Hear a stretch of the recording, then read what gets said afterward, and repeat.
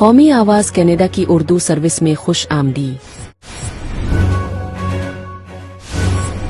Mississauga और Ohio के दरमियान एक नायाब फल्कियाती मंजर उस वक्त देखने में आया जब दिन के वक्त एक रोशन फायरबॉल मीटियोर आसमान पर नमूदार हुआ। नासा के मुताबिक ये एक छोटा सयारचा था जो जमीन की फजा में दाखिल होकर टुकड़ों में बिखर गया और 250 टन TNT के बराबर तवानाई खारिज हुई। Right here, it shows what appears to be a meteorite. Well, this was taken Tuesday morning on the Queensway near Camilla Road, approaching Mississauga Trillium Hospital. Multiple meteorite sightings were also reported in the U.S. as well. The American Meteor Society reported that the meteorite was heard or seen in Ohio, Pennsylvania, Indiana, Virginia, and Illinois. And for more on this, we're joined live by Ethan Sun, astronomer at the university.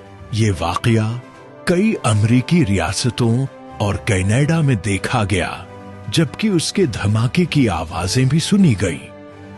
माहिरीन के मुताबिक ऐसे वाकयात कम ही देखने को मिलते हैं, खास तौर पर दिन की रोशनी में। कौमी आवाज के टोरंटो स्टूडियो से अब तक के लिए इतना ही।